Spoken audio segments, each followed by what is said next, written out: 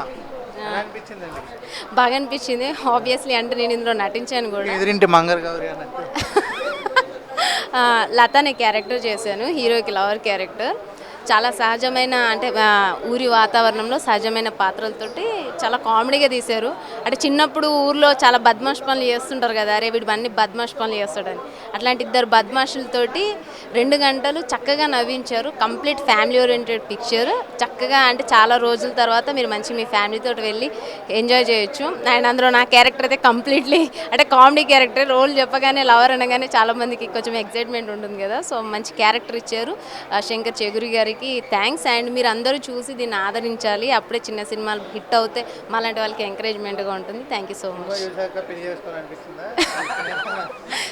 ఈ సినిమా చూసాక లవర్గా ఉండాలనిపిస్తుంది బహుశా. లేదు. Yeah thank you so much అండి.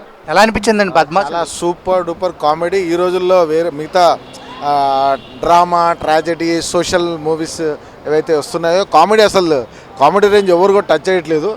బద్మాషులు out and out comedy, super duper.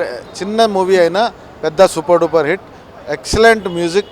సినిమాలో కామెడీ ఎంత బాగుందో పాటలు కూడా అంత బాగున్నాయి. కొత్త మ్యూజిక్, కొత్త director, debut director, music director and debut film director Shankar చెగురి.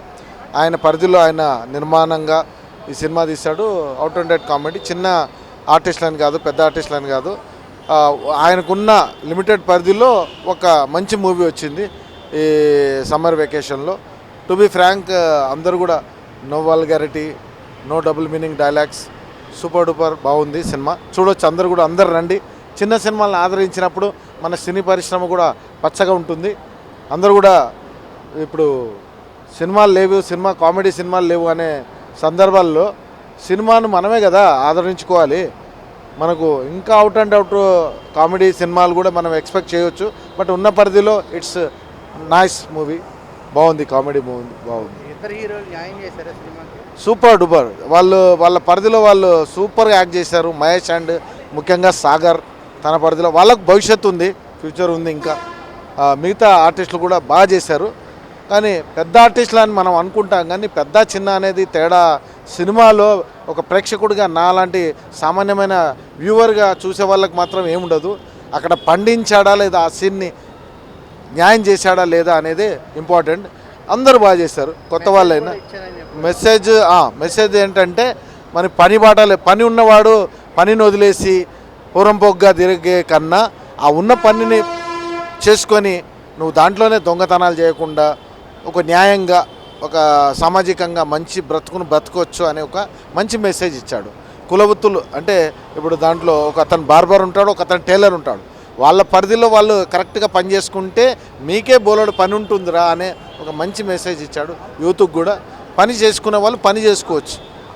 పురంపొగ్గ తిరిగేవాడు దొంగతనాలు చేసి సంసారాలని పాడు చేసుకొని పోలీస్ స్టేషన్ల చుట్టూ తిరిగే కన్నా ఇది బాగుంది. Comedy, LRS comedy. Police station scene మాత్రం హైలైట్, సూపర్ డూపర్ అది. తిరుపతి కానీ మళ్ళా యాదయ్య క్యారెక్టర్ కానీ, ముత్యాలు మంచి క్యారెక్టర్, విలేజ్ బ్యాక్గ్రౌండ్లో ఉంది. ఆ ఫ్యామిలీ ఎంటర్టైన్మెంట్ చాలా మంచిగా ఉంది. చాలా రోజుల తర్వాత ఫ్యామిలీతో చూసే సినిమా ఇది. ప్రతి ఒక్కరు చూడండి, రివ్యూస్ చూసి అవి చూసి వెనకబడిపోకుండా ప్రతి ఒక్కరు థియేటర్కి వచ్చి చూస్తే చాలా ఎంటర్టైన్మెంట్గా. చాలా బద్మాషులు అంటే మన చుట్టుపక్కల ఎట్లా ఉంటారో అదే విధంగా ఉంది. మన చుట్టుపక్కల బాగుందన్న. తెలంగాణ పల్లెటూరు వాతావరణం ఉట్టిపడేలా తీశారు. చాలా బాగుంది. పక్కా సూపర్ మూవీ. పర్వాలేదు. కోట్ల డబ్బులు ఇస్తే చెప్తా.